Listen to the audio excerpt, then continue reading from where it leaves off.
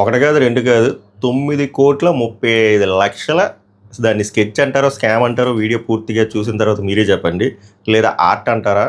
అదేదో సినిమాలో చెప్పాను కదా, ఆర్టిస్టులు కూడా అరెస్ట్ చేస్తున్నారు, కేసులు పెడుతున్నారా అంటారా? మీ విలువైన ఒపీనియన్లు మాత్రం కామెంట్ చేయండి. This video is regarding Ashu Reddy. Ashu Reddy గారి మీద కేసు నమోదైంది హైదరాబాద్లో. సత్యనారాయణ గారు, అంటే ఆయన ధర్మేంద్ర అని చెప్పి ఒక ఎన్ఆర్ఐ ఉన్నారు లండన్లో, మన ఐటీ ముత్యమే, ఇక్కడ రెసిడెన్షియల్. సో వాళ్ళ ఫాదర్ సత్యనారాయణ గారు కేసు నమోదు చేశారన్నమాట. ఎవరి మీదరా అంటే బిగ్ బాస్ ఫేమ్ అశురెడ్డి. ఇంకా మాట్లాడదాం అశురెడ్డి గురించి, తెలియని వాళ్ళ గురించి కూడా చిన్న బ్రీఫ్ ఇస్తా.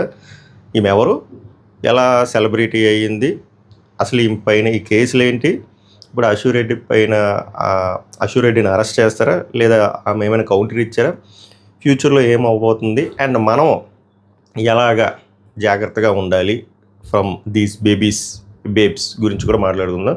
సో వీడియో పూర్తిగా చూస్తే అర్థమవుతుంది, ఎక్కువసేపే ఉండదు. మీకు ఇన్ఫర్మేటివ్గా అనిపిస్తేనే లైక్ చేయండి, హై పాయింట్స్ పొరపాటు ఉంటే ఇవ్వండి, ముఖ్యంగా షేర్ చేయండి. బాగా వర్త్ అనిపిస్తేనే సబ్స్క్రైబ్ చేయండి, లేదా like share is enough. Okay, let's get in to the video. 9,35,00,000 చిన్న అమౌంట్ కాదు పిల్లలు, చాలా పెద్ద అమౌంట్.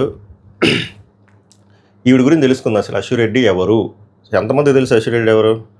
సో అశురెడ్డి గురించి ఒక చిన్న దేవరగా చెప్తాం. ఈమె టిక్టాక్లు చేసుకునేది. ఈ టిక్టాక్ అదొక అద్భుతమైన ప్రపంచం అన్నమాట. ఇప్పుడు బ్యాన్ చేస్తారు కానీ అప్పుడు చాలా న్యూసెన్స్. ఇప్పుడు ఇన్స్టాగ్రామ్ రీల్స్ అనుకుంటారు, దానికంటే 100 రెట్లు న్యూసెన్స్ అది. అందులో ఇంకొక ట్యాగ్, వైజాగ్ అమ్మాయి, మా వైజాగ్ అమ్మాయి, సో డూప్లికేట్ సమంత అని చెప్పి. సో అలాగా ఫేమ్ వచ్చింది. ఆమెమో సమంత డూప్లాగా వీడియోలు చేసుకుంటే, ఏవో ఎక్స్పోజింగ్ చేసుకుంటే, మన తెలుగు ప్రజల గుండెలు చాలా పెద్దవి కాబట్టి టిక్టాక్లో ఫేమ్ వచ్చింది. తర్వాత ఏం చదువుకోవడానికి అక్కడికి యూఎస్ వెళ్ళింది.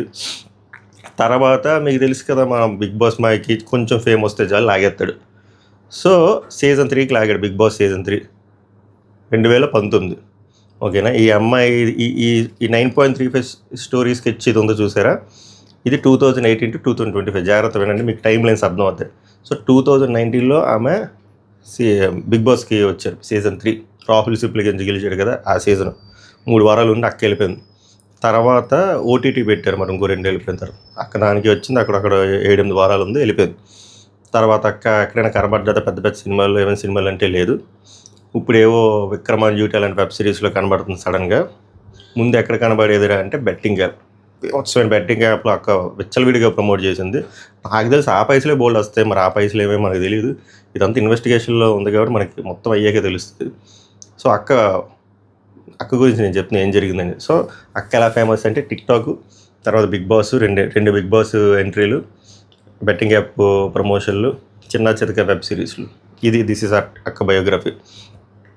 సో లాజికల్గా టెక్నికల్గా చూస్తే ఎంత పైసలు, లేటెస్ట్గా విష్ణుప్రియ గారిని ఇన్స్పిరేషన్గా తీసుకొని కుర్రోళ్ళకి చెప్పింది, నేను కూడా పెడుతున్నాను అని చెప్పి సబ్స్క్రిప్షన్ ఎక్స్క్లూజివ్ కంటెంట్ కూడా పెట్టింది ఇన్స్టాగ్రామ్లో. ఒక 2,500 అరౌండ్ 9 లక్షలు అంత వస్తుంది. Nice, very well settled. మధ్య ఎస్ఆర్హెచ్ మ్యాచ్ల్లో కూడా కనబడుతుంది. ఇది అక్క డేటా. ఇప్పుడు అసలు అటుపక్క విక్టిమ్ ఏం చెప్తున్నారంటే, విక్టిమ్ వాళ్ళ ఫాదర్ 2018 నుంచి వాళ్ళ అబ్బాయితో ఈ అమ్మాయికి పరిచయం, ప్రేమలో ఉన్నారు. వినండి, పిల్లలు ప్రేమలో ఉన్నారు. ప్రేమలో ఉంటూ పెళ్లి చేసుకుంటాను అని చెప్పి నమ్మించి కమిట్మెంట్ ఇచ్చి పెళ్లి చేసుకోకుండా ఈ 7 ఏళ్ళు ఎక్స్టెండ్ చేసుకుంటూ, ఈ 7 ఏళ్ళలో భాగంగా ఆ అబ్బాయి దగ్గర నుంచి, ఐటీ ముచ్చుని దగ్గర నుంచి 9.35 crores వర్త్ అమౌంట్ దొబ్బేసింది. వివిధ రకాల అసెట్స్ రూపంలో, ఒకటి through digital transaction, through cash, ఇంకా కొంత అమౌంట్ రిచ్ వెహికల్, ఇంకొంత అమౌంట్ గోల్డ్, ఇంకా భారీ అమౌంట్ హౌస్. ఇలాగా హౌస్ కూడా అన్నీ తీసుకునే అసెట్స్ ఈమె పేరు మీదే తీసుకుంది, చాలా తెలివిగా. ఇక్కడ ఆమె తప్పు కాదు, అబ్బాయిదే తప్పు. మళ్ళీ మాట్లాడదు. సో జరిగింది ఇది. Time line 2018 to 2025. కాన్సెప్ట్, ప్రేమలో ఉన్నారు, నేను పెళ్లి చేసుకుంటాను, కమిట్మెంట్ ఇస్తూ, ఫేక్ అష్యూరెన్స్ ఇస్తూ, చేసుకుంటా అని చెప్పి అలా ప్రొలాంగ్ చేసుకు, మధ్యలో 2 బిగ్ బాస్లు, 2 వరల్డ్ కప్లు, కోవిడ్, ఇన్ని వచ్చే ఎలక్షన్లు. ఈ 7 ఏళ్ళలో ఇంత అయిపోయిన తర్వాత లాస్ట్ 1 ఇయర్గా అంటే kind of switch off, block చేసి నువ్వు ఎవడో చెల్లదొబ్బి అని చెప్పి ఆమె వదిలేశారు అని చెప్పి ఇటుపక్క సైడ్ కేసు వేశారు, చీటింగ్ కేసు. వాళ్ళ అక్క ఎవరైతే అబ్రాడ్లో ఉంటారో వాళ్ళ అక్కకు కూడా 50 లక్షలు వేసుకోవాలి. ఓవరాల్గా అంతా కన్సాలిడేట్ చేస్తే 9,35,00,000 అమౌంట్ రూపంలో ఇంత మా అబ్బాయి దగ్గర నుంచి పిండేశారు, ఇలా ఫాల్స్ ఎష్యూరెన్స్ ఇచ్చి అని చెప్పి కేసు వేశారు. ఇప్పుడు ఆమెను ఇంకా అరెస్ట్ చేయలేదు. కేసు వేయగానే వెంటనే అరెస్ట్ చేయరు, ఫస్ట్ ఆమెను పిలుస్తారు. ఇప్పుడు వీళ్ళు అయితే కేసు వేసారో, కేసు వేసినప్పుడు ఒక లీగల్ కౌన్సిల్ పెట్టుకుంటారో, ఆమెని పిలుస్తారు, ఆమె పెట్టుకుంటారు లీగల్, ఇంకా పెద్ద లీగల్ కౌన్సిల్ పెట్టుకుంటారు, వస్తారు, ఆమె ఇంకో దేవరకథ చెప్తుంది, ఈ వాయిదాలు అవుతాయి, తర్వాత ఇక్కడి నుంచి కోర్టుకి వెళ్తుంది. కోర్టుకి వెళ్ళాక ప్రత్యాపరం ఎలాగో తెలుసు కదా, అది నడుస్తుంది. ఇక్కడ మీరు ఏదో ఎక్స్పెక్ట్ చేయకండి. ఇప్పుడు ఇది వీళ్ళ సైడ్ స్టోరీ, ఆమె సైడ్ ఇంకోటి చెప్తుంది, తర్వాత దానికి పూర్తిగా వెడ్డికి రాదు, కోర్టుకి వెళ్తుంది. అది అలా అయ్యే లెవెల్ మనం మర్చిపోతాం. ఇంకో బిగ్ బాస్ వస్తుంది, అక్కడ మనం ఆ పిఆర్ యాక్టివిటీస్లో ఉంటాం. ఎందుకంటే ఈమె పైన కాదు, బోల్డ్ మంది మీద అప్పుడు పీక్ స్టేజ్లో ఉన్నాడు, బెట్టింగ్ యాప్ల మీద పడిన కేసులకి దిక్కులేదు. ఇది వీటి మీద వస్తుందా అంటే రాదు. ఎందుకురా అంటే ఇప్పుడు ఇది ఆ అబ్బాయి సైడ్ చెప్పిన వర్షనే మనం విందాం. ఒకవేళ మీరు నేర్చుకోవాల్సింది ఇందులో కూడా అంతే. మీరు సరే అబ్బాయి పాయింట్ ఆఫ్ వ్యూలో చెప్తా, అమ్మాయి ఏదైనా ఒకటే మోసపోకూడదు, ఎందుకంటే క్లియర్గా తెలుస్తుంది కదా. ఇప్పుడు మీరు అబ్బాయి పాయింట్ ఆఫ్ వ్యూలో ఆలోచిస్తే మీదే తప్పు. 7 ఏళ్ళు ఒక అమ్మాయి మీకు పెళ్లి చేసుకోండి అని చెప్పి మీ దగ్గర 1 కాదు 2 కాదు 9 కోట్లు లాగేసి మీ కళ్ళ ముందే దాన్ని వేరే అసెట్ రూపంలో కన్వర్ట్ చేసి అది ఆ అమ్మాయి పేరు మీదే రిజిస్ట్రేషన్ చేసుకున్నప్పుడు మీకు అర్థమవుతుంది కదా అమ్మాయి మిమ్మల్ని గొర్రె చేస్తుందని. అయినా ఎందుకు గొర్రె అవుతున్నాం? అది మన సైడ్ మనకు ఆ మాత్రం తెలీదా కామన్ సెన్స్?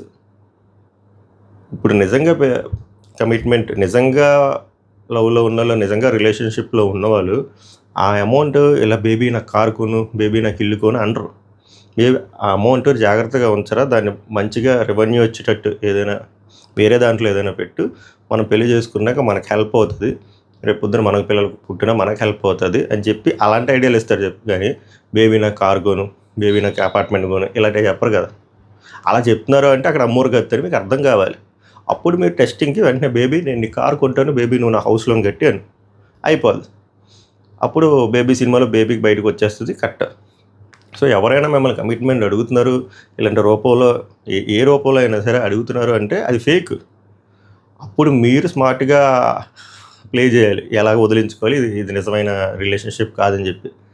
బట్ మీరు అందులో ట్రాప్లో చిక్కుకొని బలైపోతే దీన్ని కాపాడడానికి ఎవడు ఉండడు. ఎందుకంటే వీఆర్ అడల్ట్స్. ఇప్పుడు ఆయన ఐటీ ఎంప్లాయీ, ఎంత స్కిల్ టెక్ స్టాక్ ఉంటే ఐటీ అంత సర్వైవ్ అవుతాడు, అంత పే వస్తుంది. ఇప్పుడు 9,35,00,000 నువ్వు ఇన్వెస్ట్ చేసావు 7 ఏళ్ళు అంటే నీకు అక్కడ అర్థమైపోవాలి కదా అక్కడ తేడా జరుగుతుందని. సింపుల్. ఒక సంవత్సరం 2 సంవత్సరాలకి 7 ఏళ్ళు ఒక అమ్మాయి నీ దగ్గర నుంచి ఇంత అమౌంట్ తీసుకుంటుంది, ఎస్ నో అంటుంది.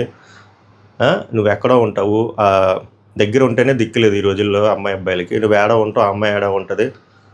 సో నువ్వు ఎలా ఇస్తావు? ఇప్పుడు ఇలాంటి కేసులు నడవు. చీటింగ్ కేసు అని వేశారు కానీ ఏంది ఏమైనా బాండ్ ఏమైనా రాశాడా? లేదు కదా. సో ఇలాంటివి మనకు కామన్ సెన్స్, మన విజ్ఞతకి వదిలేయాలి. మన కామన్ సెన్స్తో ఆలోచించి ఇక్కడ ఇలా ఎవరైనా అడుగుతున్నారు, కమిట్మెంట్లు అడుగుతున్నారు, ఏదైనా సరే అంటే అక్కడ ఇట్స్ ఎ ట్రాప్. మీరు జాగ్రత్తగా ఉండాలి. ఇప్పుడు పోలీసులైనా చూడ మార్క్ మై వర్డ్స్ ఏం అవ్వదు. ఒక వారం 10 రోజులు హడావిడి అవుతుంది న్యూస్లు, మీడియా ఛానల్ ఎస్పెషల్లీ. దాని తర్వాత ఎవరు అశ్విరెడ్డి ఆ ఎక్స్క్లూజివ్ కంటెంట్ ఏ యాప్లో ప్రమోట్ చేసుకుంటుంది, ఆ అబ్బాయి ఐటీ ముఖ్యం కీబోర్డ్ మీద కొట్టుకొని చేసుకుంటాడు తప్ప ఏముండదు. సో జాగ్రత్తగా ఉండదు. అమ్మాయిలైనా అబ్బాయిలైనా ప్యూర్ రిలేషన్, రియల్ రిలేషన్ అనుకోండి, ఎవడో ఫేవర్ ఇలా కమిట్మెంట్స్ కానీ నాకు ఇలా ఫేవర్ చేయగానే అన్నారు. వి అనే ఆలోచిస్తారు కానీ ఐ అని ఆలోచించారు. ఎవరైనా ఐ అని ఆలోచిస్తున్నారంటే అది దిక్కుమల్ రిలేషన్షిప్, వాళ్ళు స్కెచ్ చేస్తున్నారు, మీరు గోట్ అవ్వబోతున్నారు అని. గోట్ అంటే ఆ గ్రేటెస్ట్ ఆఫ్ ఆల్ టైం కాదు, బక్రా అవ్వబోతున్నారు అని చెప్పి. బక్రా అవ్వద్దు. మీరు ఆ గోట్ అవ్వకపోయినా పర్లేదు కానీ ఈ గోట్ అవ్వద్దు. సో ఓవరాల్గా ఇది జరిగింది ఆమె మీద. ఇది వన్ సైడ్.